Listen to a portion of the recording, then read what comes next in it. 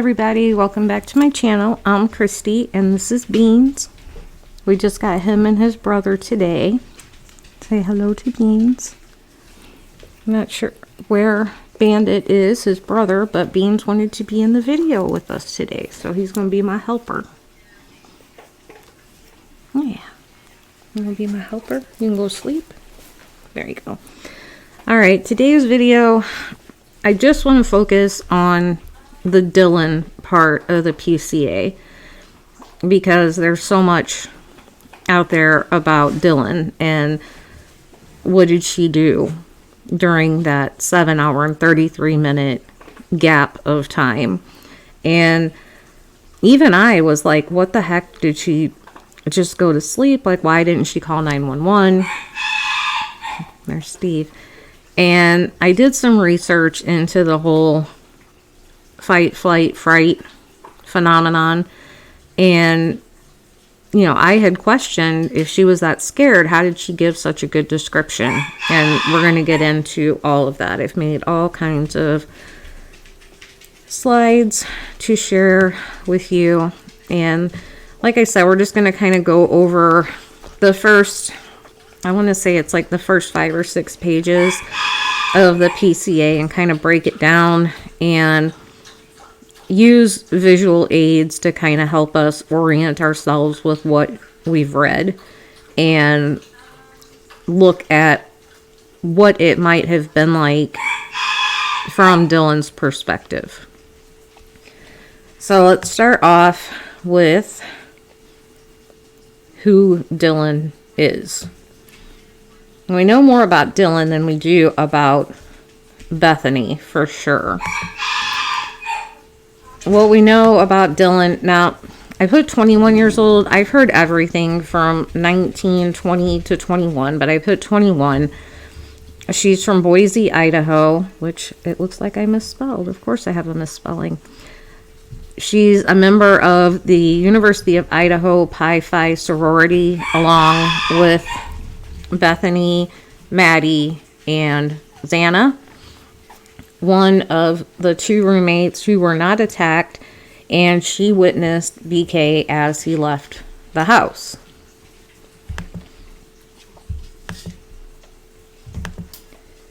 She was also widely believed to be involved on social media.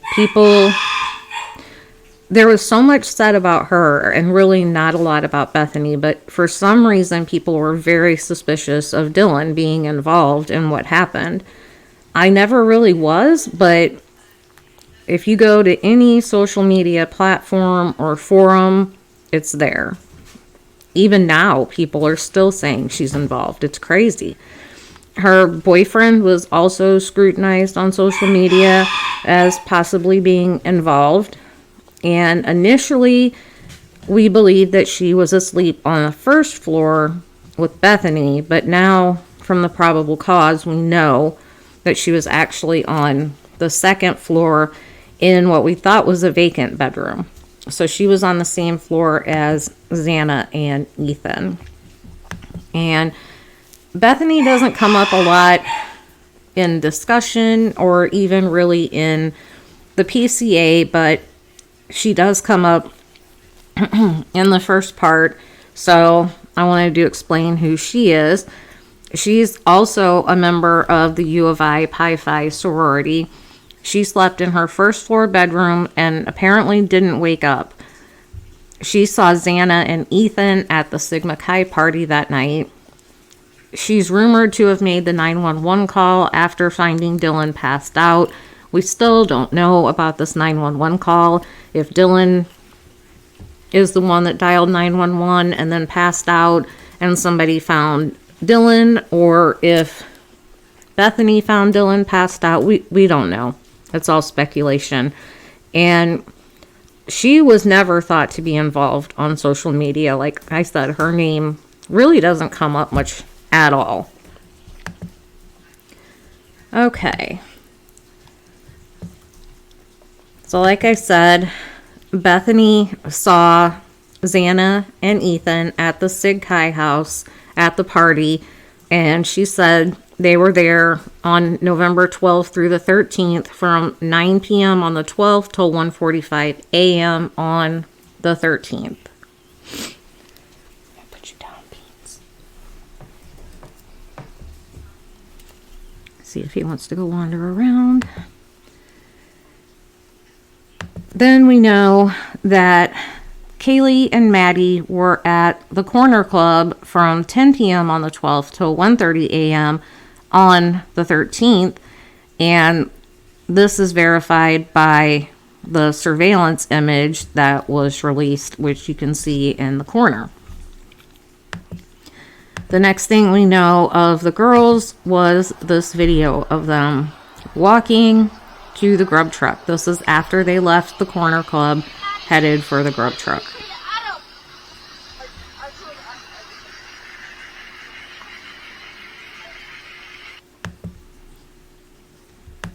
And then they arrive at the Grub Truck. Now, in the PCA, it says 1:30, but it also says that they left the Corner Club at 1:30. It was 1:40 something, I believe, when they were on camera at the Grub Truck.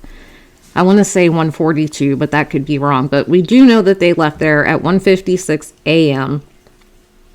And again, we know this from video evidence, which the Grub Truck streams live on the platform Twitch. And we've seen the video, and I just put a screenshot of them in the corner at the Grub Truck. So the PCA goes on to say that on November 13th at 2 a.m., everybody's home. So Kaylee, Maddie, Murphy, Bethany, Dylan, Ethan, Xana are all at home at 1122 King Road by 2 a.m.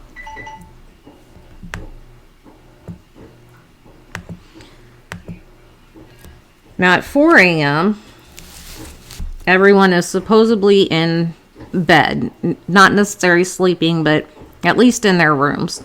And this is kind of the side view of the house, and I just wanted to kind of illustrate that Maddie and Kaylee are on the top floor with Murphy. Ethan and Xana and Dylan are on that middle second kind of main living area floor in their rooms, and then Bethany is on the first floor basement level where the door is at.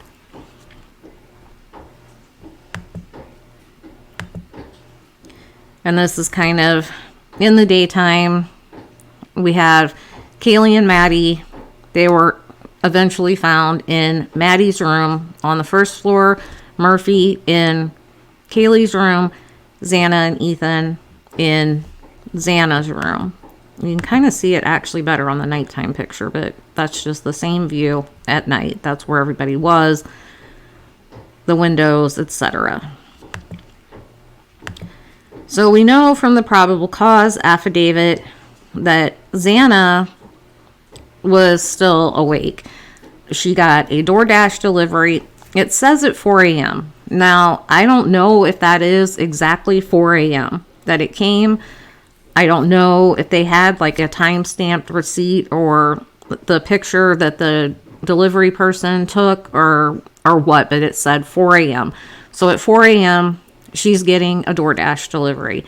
And it states that at 4:12, she was active on TikTok. Now, for me, like my husband sometimes is on TikTok and he sets his phone down and it's still open and playing the videos, or he falls asleep and it's still open and playing videos. So was she actively on the app? I don't know. But at 4:12 a.m., her TikTok was active. And this may or may not have been the DoorDash delivery. This is the Jack-in-the-Box bag that was seen in the kitchen. The only reason I think it could be is because it has that sticker on it with her name on it. And a lot of people were like, oh no, Jack-in-the-Box was closed. But when I looked it up, their drive-thru is actually open 24 hours a day. So it is possible that this could have come from the Jack-in-the-Box in Pullman, Washington, if it was picked up through the drive-thru. Okay. So now we're going to get into Dylan's account of what happened. So she says at 4 a.m., she wakes up hearing what she thinks is Kaylee playing with Murphy upstairs. Shortly after that, she hears Kaylee or Xana say, "There's someone here." Now, in the affidavit, it says it could have been Xana, and maybe that was when the DoorDash came. I don't know. And it doesn't have an exact time. It just says she woke up at 4, and then shortly after she heard whoever say there's someone here. Now, if BK was already upstairs, I feel like it could have been Kaylee saying to Maddie, "There's someone here," or "Who's there?" You know, something to that effect. She looks out of her room, and she doesn't see anything. She opens her door a second time, and she thinks she hears crying from Xana's room. And then she hears a male say, "It's okay, I'm going to help you." So, questions about that is, who was the male that she heard? That's the big one. A lot of people have theories out there that she was injured and it was Ethan saying he was going to help her. And then there are theories out there that Xana intercepted BK and he's trying to calm her down and make her think, "I'm not here to hurt you, I'm going to help you."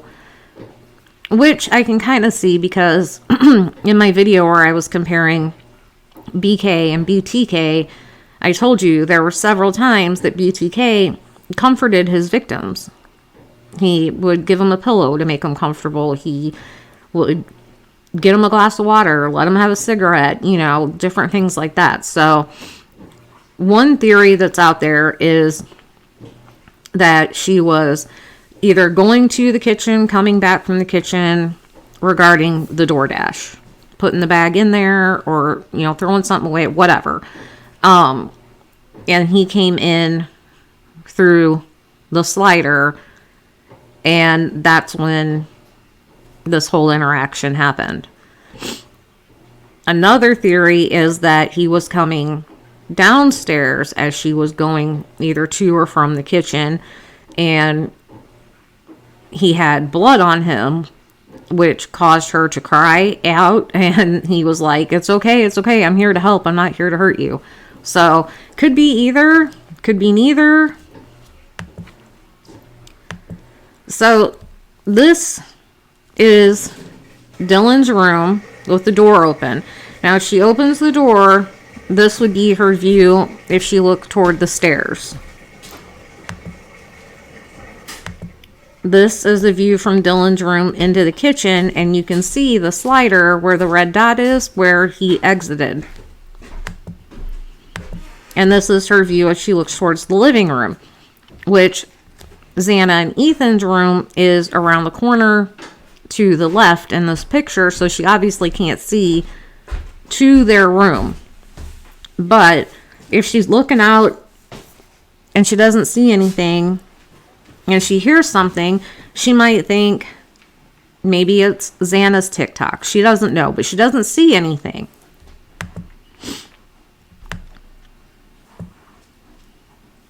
The next thing we have is from 4:17 a.m.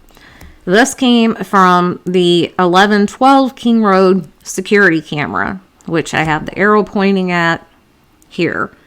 I don't have that box anymore. We actually have one of these at our house. It's a security camera that screws into the light socket. It was 50 feet from Xana's room, and at 4:17 a.m., it recorded distorted audio of voices or a whimper, followed by a loud thud. Then the dog is heard barking beginning at 4:17, which kind of makes sense because Murphy is on the same side of the house as Xana, just above her. So it makes sense that it would hear him barking if it's Murphy that it picked up.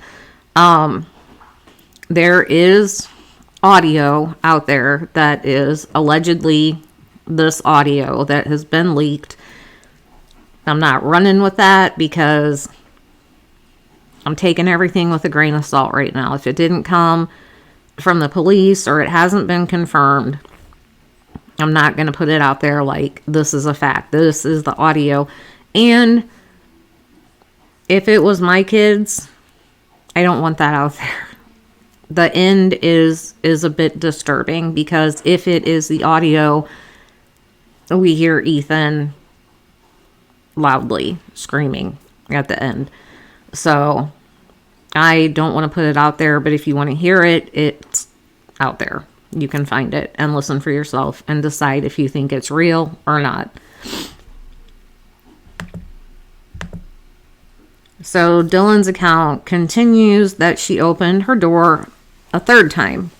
This time, she sees a figure clad in black clothing and a mask covering his mouth and nose walking towards her. She describes him as a 5'10" or taller male, not very muscular, but athletically built with bushy eyebrows. The male walks past towards the back sliding glass door, and she locks herself in her room after seeing the male. And that is all straight out of the PCA. So imagine this is probably what she sees, because it could have been a ski mask, but with her specifically saying it was covering his mouth and nose and not saying like it covered his face, I feel like it could have been kind of a Arona type mask, or what do they call those, babe? Gaiters? Yeah. That you pull up and it covers like just here. Or like even like a turtleneck pulled up or something like that. But something similar to this is what she sees walking by. Now she says she doesn't recognize the guy. So this is where things start to get a bit weird, right? This is where everybody is getting stuck in this PCA. So, let's see.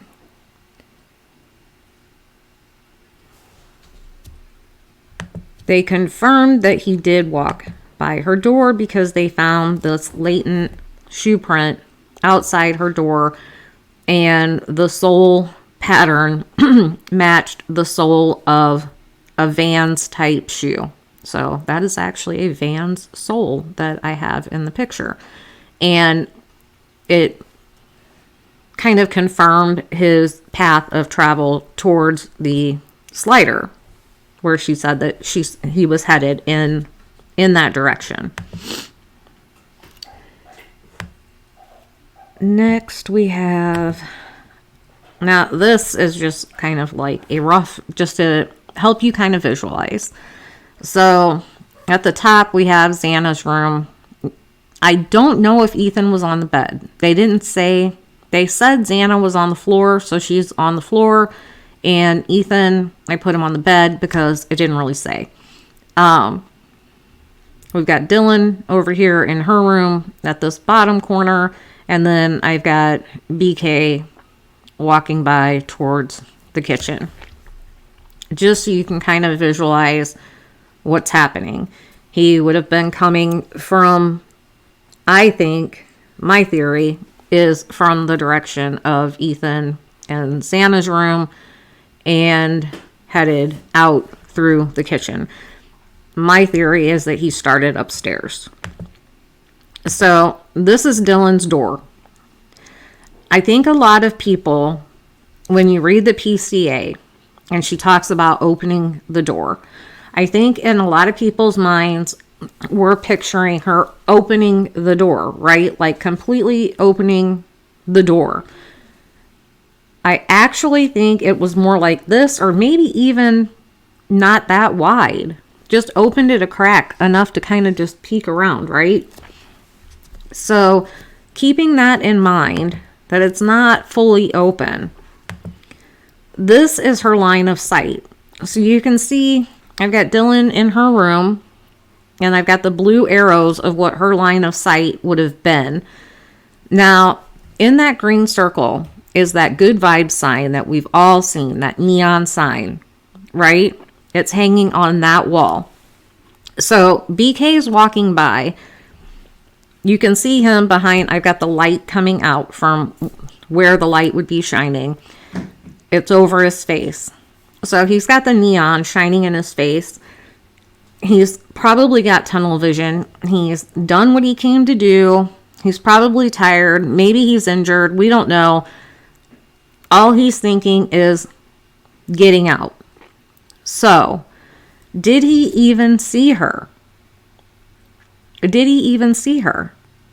Because it's lit up out there, right? Where he is. But it's dark in her room. So she's looking out. She can see him. He's lit up. Did he even see her? Or was he so focused on getting out that he just blew by? It's just another thing to think about.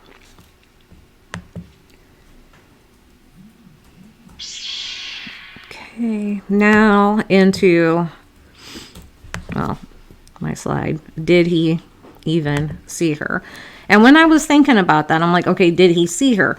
If he saw her, I wonder, did he say anything? Like, I explained it to my husband, like, you see sometimes in robberies, they will tell the victim, like, you know, lay down there with your head covered or whatever and count to, you know, 5,000 or whatever before you call anybody. Did he say something to her like, today, I want to show you how to get started as an affiliate marketer and make your sorry, my husband.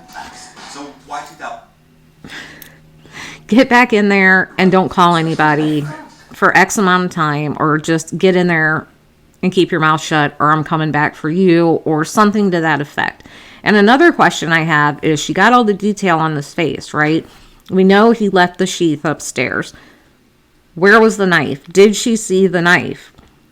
If so, then she absolutely should have been scared if she sees someone she doesn't know walking by with a mask and a knife, right?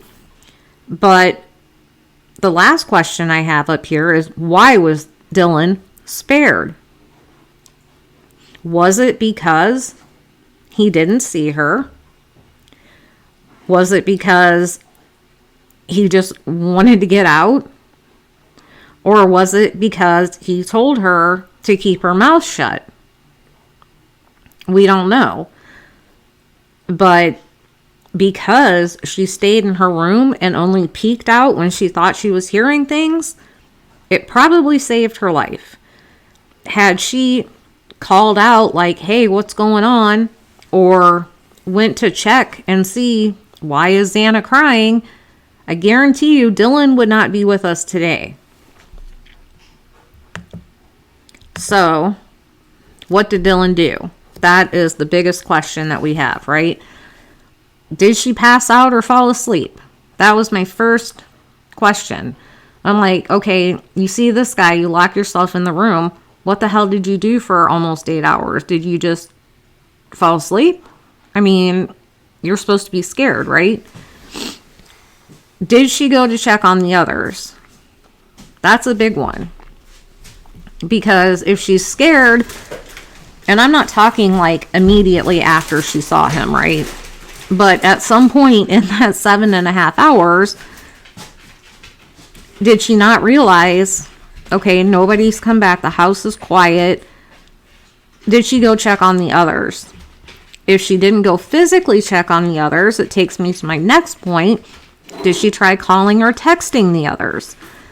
If you're scared to go out and check on them, why not call them or send them a text and be like, what was that noise? Who was that guy? Something to that effect. And if they're not answering, then why didn't she call 911? Did she try calling or texting anyone else? Her boyfriend, a friend, anybody, to be like, oh my God, I'm so scared. I just saw this guy. These are all things I'd like to know. And maybe we'll find out later, because you know she'll be a witness and she's going to get questioned. So this brings us to fight, flight, or fright. It used to just kind of be fight or flight, right? But not everybody has those two reactions. Fight or flight. I'm not going to get into it too much with the pre-med stuff, but it's all the autonomic nervous system in our brain, right? You have the parasympathetic and the sympathetic. Fight or flight is para, fright is sympathetic. It basically is your brain engaging and telling your body what it needs to do next to survive. It takes the blood flow from places that aren't needed and sends it to the places that will be needed for you to survive. So she says that she was standing there in a frozen shock phase. So I'm going to go with she was in fright because she didn't try to fight and she didn't try to flee. She froze. And there's nothing wrong with that. So in the fright response, freezing is fight or flight on hold. Your body is kind of taking a moment and your brain's like, okay, so what do we need to do to protect ourselves? It's taking a breather. It's taking a breath. And it's saying, do we want to fight or do we want to flee? It's just like a pause is the best way to describe it. So in this fright response, the big question that I think is on everybody's mind is, why didn't she call 911 for nearly 8 hours? And why did she call friends before she called 911? And that's what we're going to try to unpack here. I can't answer why she called the friends before she called 911, but I think I can kind of unpack why she didn't call 911. I just can't figure out why it took so long. So during the fright response, this is what happens with your eyes. Your peripheral vision increases, so you can notice your surroundings. Your pupils dilate and let in more light, which helps you see better. So remember when I was saying, if she was so scared, how did she get such a good description? Because, well, we'll ask my husband. Will you chime in here? What's that? Our witness description is very accurate, generally. No. No. No, they are not. No, they are not. But she had a really good one. She said 5'10" or taller. He's 6 feet tall. Bushy eyebrows. He has bushy eyebrows. She got the build right and all that. It was enough that when they showed her a 6-pack, which is basically an array of pictures of his driver's license photo versus 5 other driver's license photos, she was able to pick him out. So she saw him well enough to know that's the guy. And I was like, how is that even possible? This is how. Because this is what your brain does for you.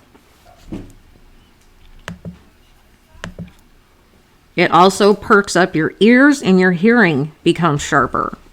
So for me, this means she probably heard him exit and her brain is continuing to listen if he's coming back.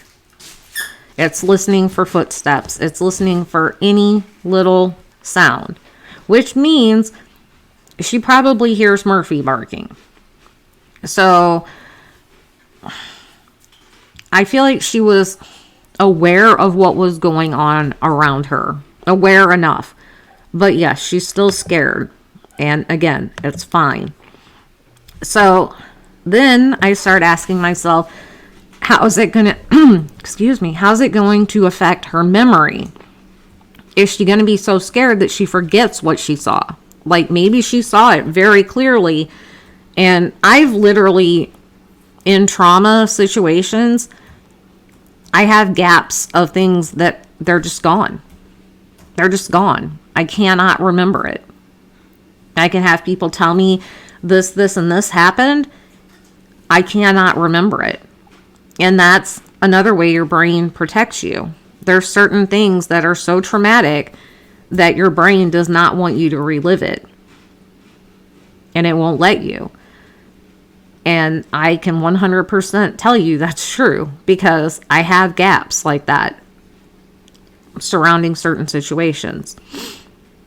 I also have the opposite, where I can tell you in detail what people were wearing, what was said, who was standing where, things like that. Every little detail of a traumatic situation. So memories can be affected in the fright response. Sometimes during stressful experiences, your memories of the event can be altered. Your memories can be very clear or vivid, or they can be blacked out.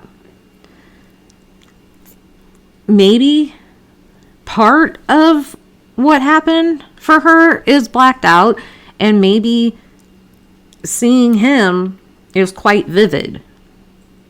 That's absolutely possible. Or the whole thing might be very clear and vivid. She may remember the whole thing.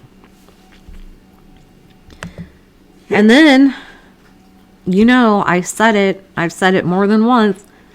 Did it really take you that long to calm down enough to call 911? So, during the fright response, it says the stress response can be triggered in a single instant, but how quickly you calm down and return to your natural state is going to vary from person to person, and it will depend on what caused it. Typically, it takes 20 to 30 minutes for your body to return to normal and calm down. Okay, typically 20 to 30 minutes, varies from person to person, depends on what caused it. So this brings me to, if she was just scared because she saw this guy walk by, would it have scared her for that long?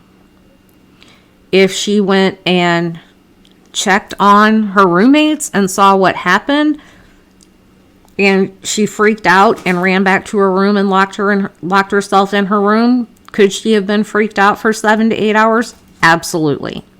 I completely believe that would be possible. If you see something that traumatic and you know that you were face to face with the person that did it, absolutely.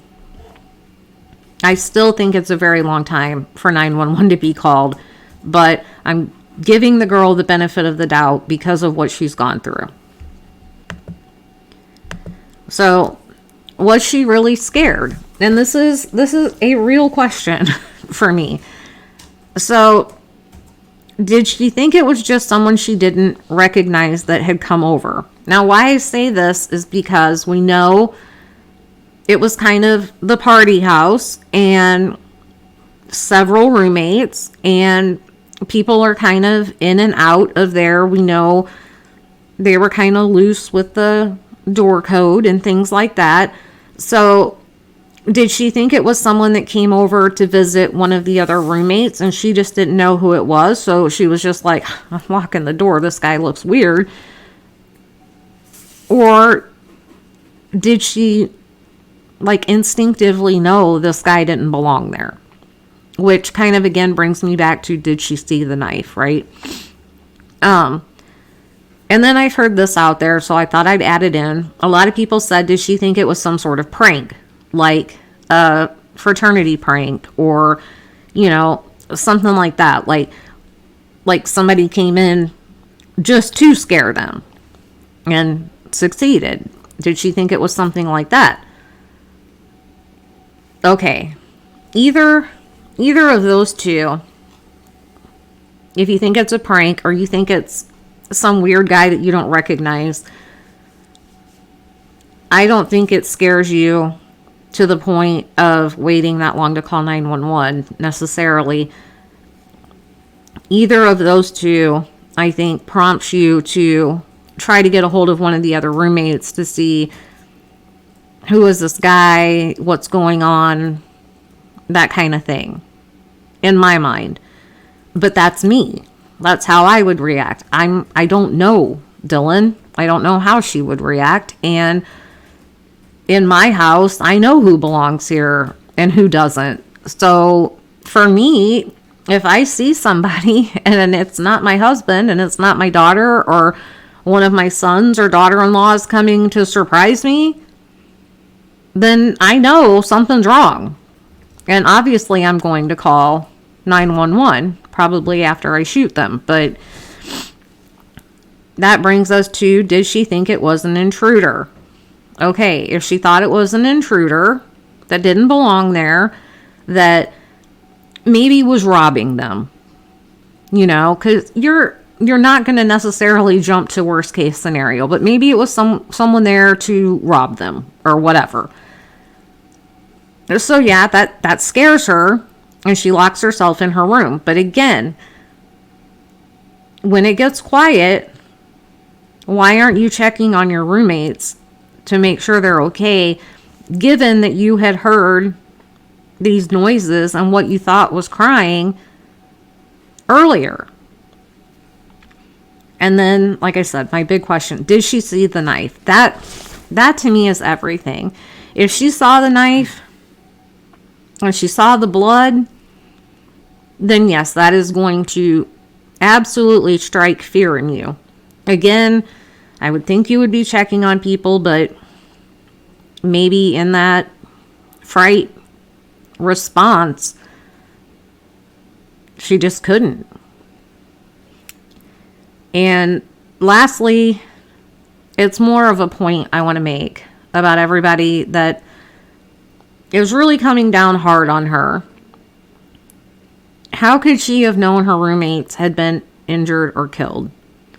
There's no way, by her peeking out the door and seeing this guy, there's no way for her to have known that 4 people had just been murdered. I still think she probably heard more than we've heard about. I don't know how it could have been completely quiet. But we don't know.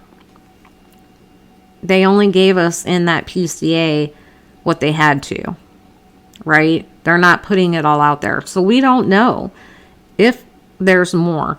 We don't know if Bethany heard anything. Maybe they just included Dylan's account because she saw him. There's probably a lot more to come. So I'm trying to have grace, and I hope that y'all will too, for Dylan. And just trust that whatever was going on with her body in that state, whatever she saw, she did freeze. She couldn't react. And for whatever reason, it took that long. Now, why she called her friends first, I don't know. Maybe she called them like, can you come over here and check out the house? Like, weird shit happened last night and I'm not comfortable. Something like that. I don't know. Some people have said that she might have been really high or on some kind of drugs, and that's why she didn't want to call. I don't know. I would think the drugs would impair her memory, but maybe not. But there is a chance that she could have, maybe she was on something, maybe she was really drunk or whatever, fell asleep, woke up, and wasn't sure. And why I say that is because I have these really crazy, vivid dreams. And there have been probably more than a few that situations happen, and I think I dreamt it. And I'll start saying, oh man, last night I dreamed about one that recently happened. I was like, I thought I heard this huge explosion. And I'm saying that, and my daughter's like, no, that really happened. And I'm like, that really happened? She's like, yeah, I heard it at whatever time. And I'm like, holy shit.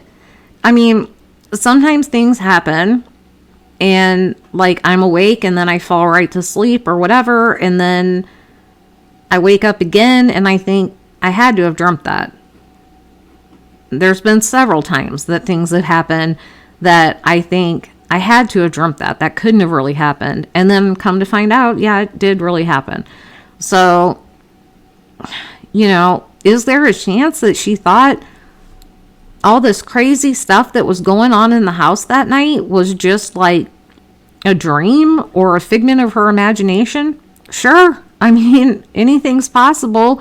And then when she finds out what actually happened and it all starts hitting her, oh my God, it was real. It was real. Thank God she was still able to give the description.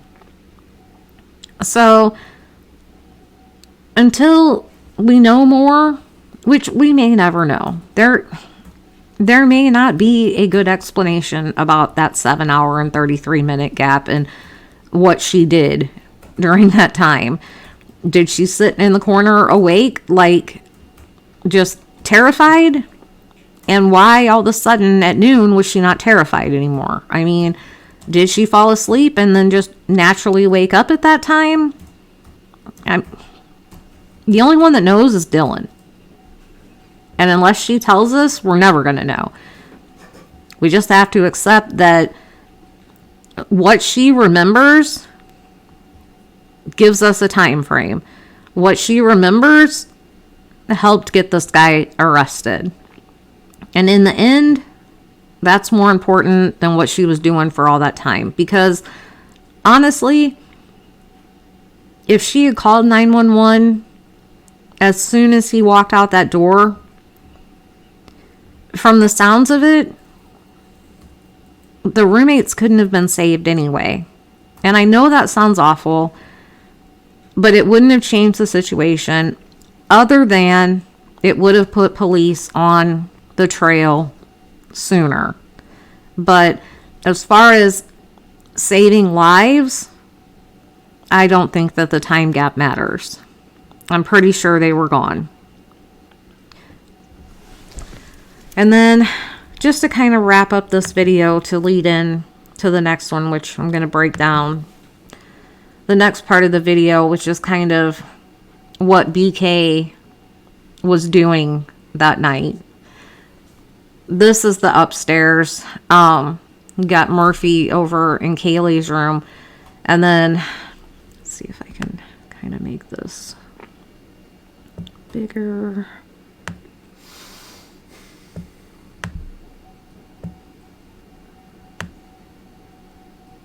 So you can kind of see.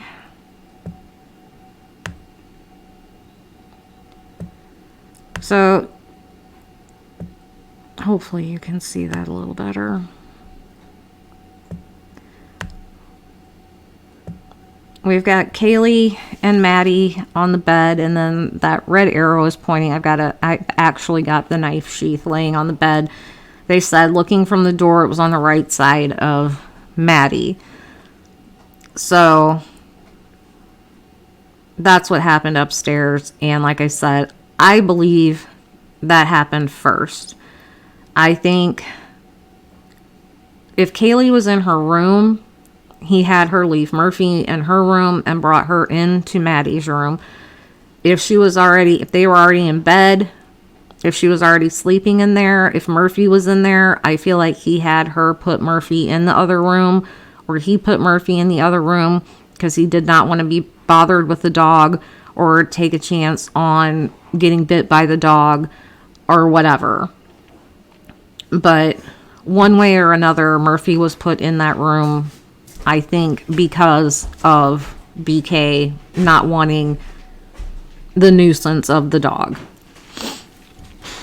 So, like I said, that kind of takes us to where I'm going to pick up in the next video, which will be just kind of an overview of what he did, where he went, things like that. Just to kind of help us see a little better, what he was up to.